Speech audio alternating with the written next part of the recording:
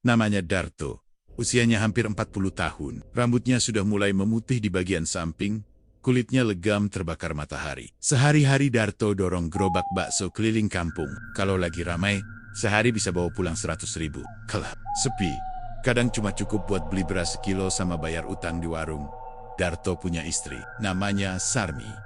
Perempuan sabar, kalau bicara pelan, jarang marah, meskipun hidupnya serba kekurangan. Mereka punya 2 anak. Sari yang sudah mau lulus SD, sama Tia yang masih TK, anak Kinania manis, penurut, dan gak banyak nuntut. Justru itu yang kadang bikin dada Darto makin sesak. Anak-anaknya terlalu baik, padahal orang tuanya gak bisa ngasih epopa. Suatu sore, Darto pulang dorong gerobak. Badannya capek, dagangan baksonya masih sisa setengah panci. Sarmi menyambut di depan pintu rumah kontrakan yang cuma berdinding triplek. Bau anyir kuah bakso langsung bikin perut Sarmi keroncongan. Tapi dia cuma senyum. "Gimana Pak Laris?" tanya Sarmi pelan. Darto cuma geleng. "Alhamdulillah." "Ya begini Bu," jawabnya pendek. Dia duduk di kursi reot, buka ikatan gerobak. Matanya menerawang lihat ke arah langit yang mulai jingga. Sarmi paham betul kalau suaminya lagi mumet. Dia nggak banyak tanya lagi. Dia cuma masuk ke dapur, panaskan sisa bakso, lalu nyiapin makan malam. Saat makan, Sari mendekat sambil bawa selembar kertas kusut. "Pak, Bu, ini uang pendaftaran sekolah Sari kapan dibayar?" tanyanya sambil menatap polos. Darto menahan napas. Dia pandang istrinya sekilas. Sarmi juga kelihatan bingung. Uang pendaftaran sekolah menengah anaknya sekitar 500.000. Buat Darto, angka segitu sama saja mimpi. Kalau harus keluar dalam waktu dekat, nanti Pak cari jalan. "Ya," jawab Darto sambil manggut-manggut. Sari cuma tersenyum kecil, seolah dia paham. Tapi Darto tahu betul, hati anaknya pasti kecewa. Malam itu Darto nggak bisa tidur. Dia duduk di kursi kayu di depan rumah kontrakan. Angin malam berhembus pelan, tapi cukup bikin badan menggigil. Darto merokok pelan-pelan. Padahal istrinya sering ngelarang karena uang rokok bisa buat beli garam. Tapi malam itu, Darto butuh teman. Ngobrol. Meskipun cuma asap yang keluar dari mulutnya sendiri. Matanya menatap langit. Di Paikironia, muncul wajah Jono, tetangganya yang dulu sama-sama jualan bakso di pinggir jalan. Sekarang Jono punya warung bakso 3 cabang, 1 mobil pick up buat angkut barang, 1 mobil sedan buat jalan-jalan sama istri mudanya. Rumahnya juga udah disemen rapih, ada lantai 2, punya garasi sendiri. Padahal dulu Darto sama Jono sama-sama dorong gerobak, rebutan mangkal di sekolah SD tiap jam istirahat. Kadang kalau anak sekolah nggak punya uang, mereka berdua ngutangin bakso. Sama-sama susah, sama-sama ngeluh, sama-sama saling nyemangatin. Tapi entah kenapa nasib mereka sekarang beda jauh. Beberapa hari lalu, Darto nekat datang ke rumah Jono. Sebenarnya dia malu, mau pinjam uang 500.000 buat bayar kontrakan sama daftar sekolah Sari. Awalnya, Jono ramah-ramah saja, nyuruh Darto masuk, kasih teh manis sama rokok filter mahal. Tapi waktu Darto ngomong mau pinjam uang, wajah Jono langsung berubah. "Waduh, tuh, bukannya aku nggak mau bantu ya, tapi duit lagi muter semua di warung. Pesanan bahan bakso, sama nyetor mobil cicilan," katanya sambil ketawa kecil. Darto cuma manggut-manggut. Dia ngerti diri, nggak enak, maksa. Waktu mau pamit pulang, Darto lewat teras samping rumah Jono. Dari situ, dia dengar suara Jono lagi ngomong di telepon. Suaranya pelan, tapi karena malam sepi, jelas terdengar di telinga Darto. "Tenang, Nyai. Besok malam saya bawa lagi sesajennya. Jangan lupa. Rezekinya dilancarkan terus ya Nyai. Anak buah saya udah makin banyak. Uang ngalir, warung rame." Darto sempat merinding. Dia sempat celingukan, takut ketahuan nguping. Begitu Jono selesai nelpon, Darto buru-buru kabur sebelum sempat ditanya macam-macam. Sejak malam itu, Darto makin nggak tenang. Siang dia masih jualan bakso keliling seperti biasa. Tapi pikirannya kemana-mana. Siapa Nyai yang Jono sebut-sebut? Apa hubungannya sama pesugihan pantai selatan yang sering orang kampung bicarakan? Darto nggak langsung percaya. Tapi dia mulai tanya-tanya pelan ke orang-orang tua di kampung. Dari Pak Letarmin, Darto dengar cerita soal pesugihan di pantai selatan. Konon katanya, kalau orang mau kaya mendadak, dia bisa minta bantuan Nyai. Orang-orang kampung percaya Nyai itu Kanjeng Ratu Kidul, penguasa Laut Selatan. Orang-orang tertentu datang bawa sesajen, kembang 7 rupa, kain putih, ayam cemani, kadang bawa kemenyan juga. Kalau Nyai berkenan, permintaan dikabulkan. Tapi harus ada tumbalnya. Biasanya tumbalnya orang terdekat. Kalau nggak dikasih, Nyawa yang minta itu sendiri yang bakal diambil. Cerita itu bikin bulu kuduk Darto berdiri. Dia nggak pernah percaya hal-hal begitu sebelumnya. Tapi sekarang, beda. Hutang menumpuk. Anak mau sekolah nggak kebayar. Kontrakan mau diusir. Istri sering sakit-sakatan gara-gara makan nggak teratur. Beberapa malam, Darto sholat lebih rajin. Dia mohon ampun, minta dikuatin hatinya. Tapi tiap selesai sholat, pikirannya masih berat. Bagaimana kalau banner-banner nggak ada jalan? Suatu malam, Sarmi lagi tidur sama Tia di dalam kamar. Sari juga udah lelap di kasur lantai. Darto duduk lagi di depan rumah. Angin malam itu kencang sekali. Sampai pintu kayu kontrakan berderit pelan. Darto merinding. Dia merasa ada yang manggil namanya dari kejauhan. Suara perempuan, lembut, tapi bikin jantungnya berdebar. Darto nengok ke kiri, ke kanan. Jalanan kampung sepi. Lampu-lampu rumah tetangga udah pada padam. Darto mematung. Dia tepuk-tepuk pipinya sendiri. Takut cuma mimpi, tapi suara itu datang lagi. Kali ini lebih jelas. Kalau mau hidup enak, datanglah. Darto berdiri. Jantungnya makin kencang. Keringat dingin mulai merembes di pelipis. Dia melirik ke dalam rumah. Lihat istrinya terlelap sambil memeluk. Tia. Darto menarik napas panjang. Dalam hati dia bilang, apa iya? Cuma itu satu-satunya jalan. Malam itu Darto nggak tidur sama sekali. Dia habiskan malam sambil termenung. Rokok habis 1 bungkus. Besoknya, dia tetap dorong gerobak bakso keliling kampung seperti biasa. Tapi hatinya sudah berbeda. Ada satu sudut pikirannya yang mulai gelap. Suara-suara aneh itu makin sering datang. Darto sudah memantapkan hati. Malam Jumat Kliwon itu, dia pamit sama Sarmi, mau jualan bakso di daerah wisata pantai. Sarmi nggak banyak curiga. Dia cuma berpesan, hati-hati, Pak, jangan pulang terlalu malam. Darto angguk. Meski sebenarnya, dia nggak bawa gerobak sama sekali malam itu. Sekitar jam 11 malam, Darto naik ojek sampai dekat pos penjagaan wisata pantai selatan. Di situ dia turun, jalan kaki sambil menenteng kantong plastik hitam. Isinya kembang 7 rupa, sehelai, kain putih yang dia pinjam dari lemari Sarmi, sama ayam cemani hidup yang dia beli dari orang kampung tetangga. Uang hasil pinjam sana-sini. Malam itu angin laut kencang sekali. Pasir menempel di kaki Darto yang basah keringat dingin. Bulan sabit nongol setengah. Cahayanya pucat menyorot ombak yang memecah di karang. Darto berdiri di dekat batu karang besar yang orang kampung sering sebut Batu Ratu. Konon katanya, kalau mau pesugihan, harus di situ tempatnya. Awalnya Darto cuma diam. Jantungnya deg-degan. Tangan gemetar memegang kantong plastik. Dia ragu. Mau pulang rasanya malu. Mau maju rasanya dosa. Tapi suara-suara aneh di telinganya. Kayak makin kencang tiap kali ombak datang. Taruh kembangnya di pasir.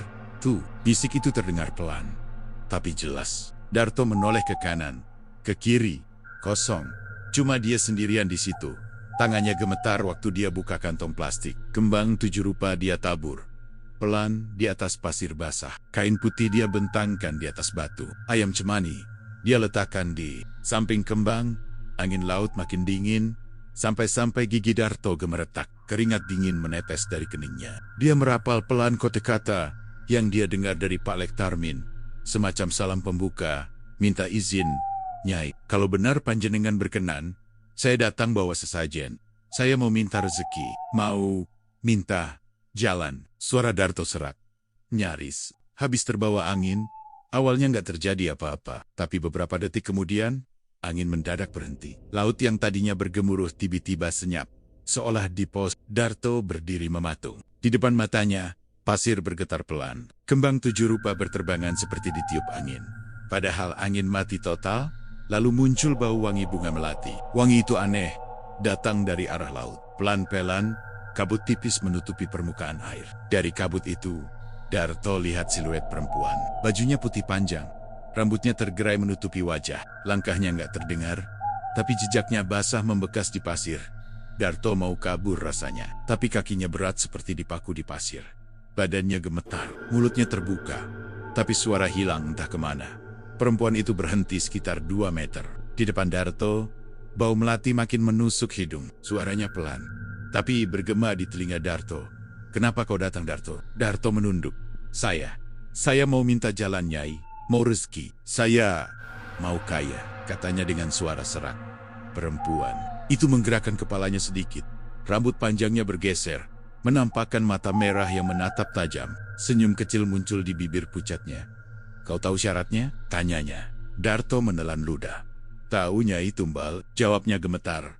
Perempuan itu tertawa kecil, suaranya bagai angin, menggema di sekeliling Darto. "Bagus, kau lebih pintar daripada banyak orang. Banyak yang datang menawar, tapi tak mau bayar harga.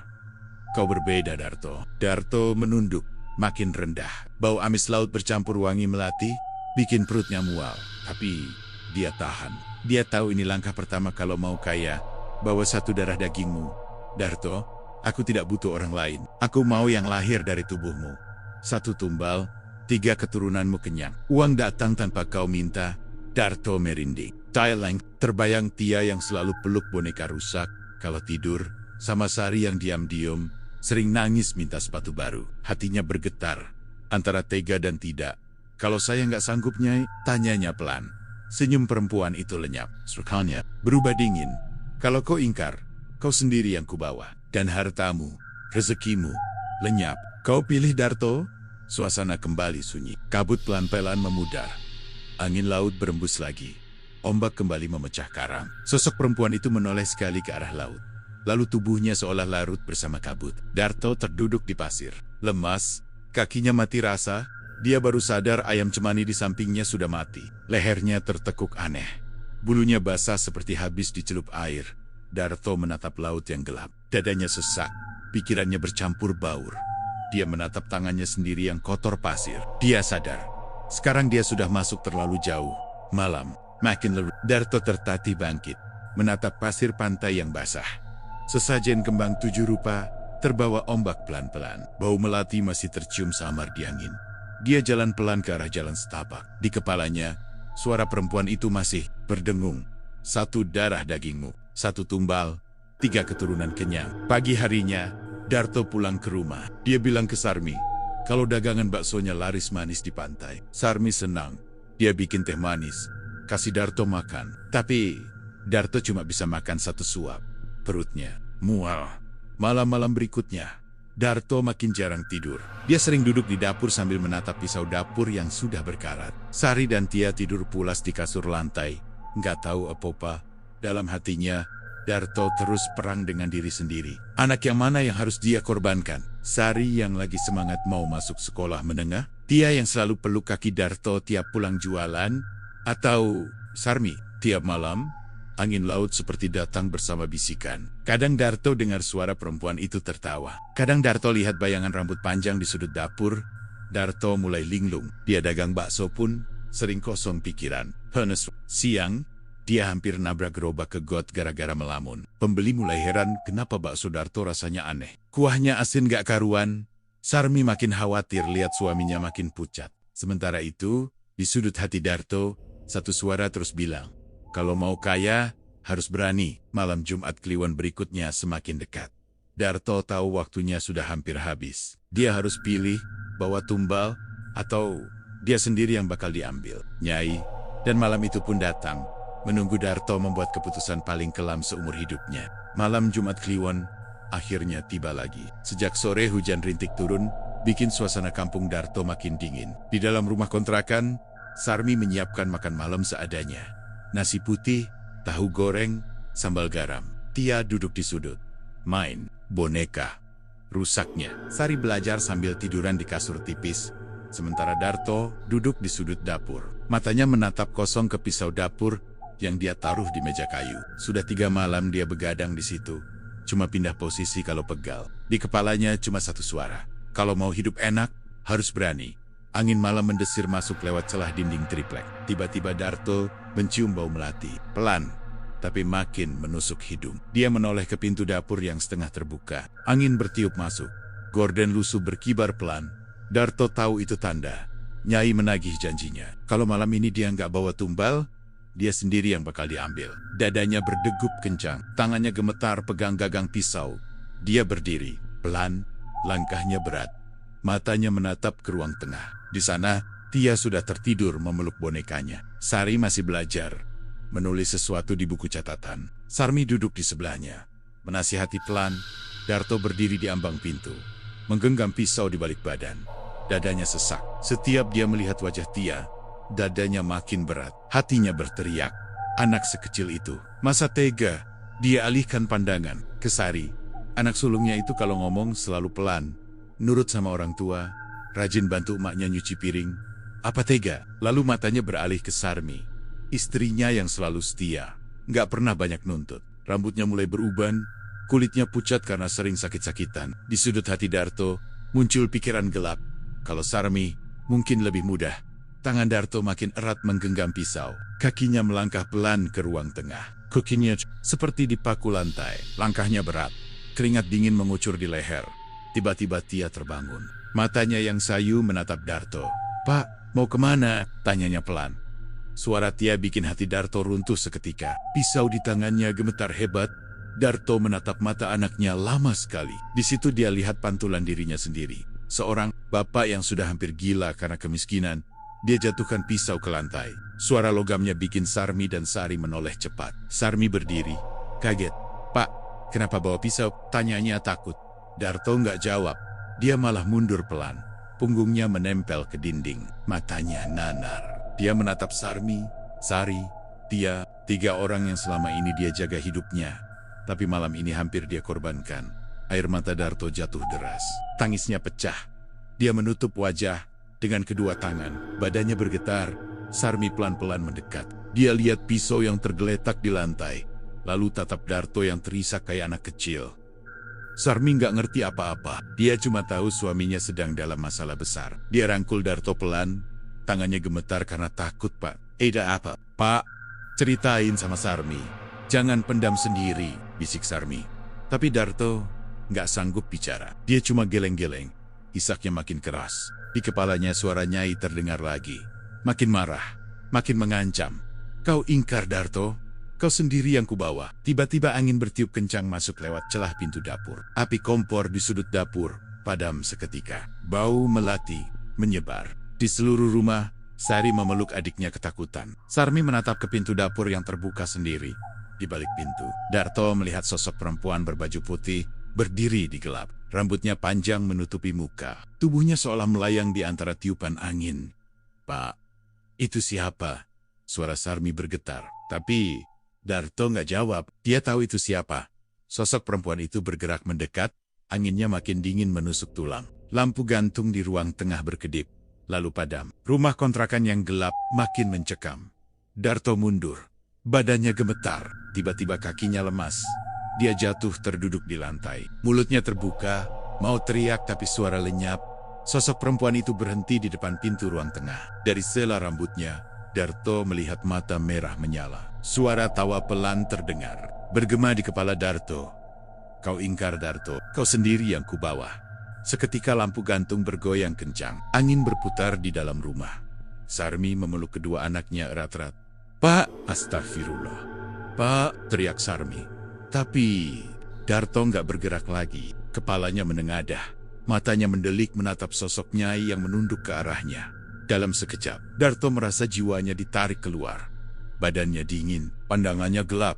Tapi dia masih bisa lihat wajah istri dan anaknya di sudut matanya. Di detik terakhir, Darto sempat membisik pelan. "Ampuni saya, Bu. Jaga anak-anak." Suara Nyai tertawa pelan. Angin mendadak berhenti. Rumah jadi senyap. Sarmi membuka mata. Darto sudah terbujur kaku di lantai. Matanya terbuka lebar menatap langit-langit.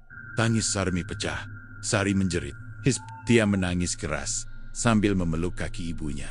Malam itu juga, kabar kematian Darto cepat menyebar ke seluruh kampung. Orang-orang datang bawa kain kafan. Ustaz dipanggil untuk memandikan jenazah. Tapi orang-orang kampung mulai bergumam. "Pelon, mereka Darto meninggal dengan cara aneh." Beberapa bilang mereka lihat bayangan perempuan berbaju putih berdiri di atap rumah Darto waktu jenazahnya mau diangkat. Beberapa orang yang lewat jalan dekat kontrakan Darto malam-malam sering lihat sosok Darto duduk di depan pintu, menatap kosong ke arah pantai. Konon katanya, Darto nggak pernah benar-benar pergi. Arwahnya gentayangan, karena tumbal yang dia janjikan nggak pernah dia bawa. Orang kampung percaya, arwah Darto masih menunggu kesempatan. Kalau ada keluarga atau keturunannya yang berani meneruskan pesugihan itu. Sarmi dan anak Kenania pindah kampung beberapa bulan kemudian. Mereka nggak kuat tinggal di rumah itu. Banyak orang bilang, tiap malam Jumat Kliwon, Bau melati masih sering tercium dari arah pantai, dan kalau angin laut bertiup kencang, suara Darto kadang terdengar memanggil nama Tia dan Sari. Karena sekali kaki menapaki jalan pesugihan, pantai selatan gak pernah bener-bener melepasmu pergi.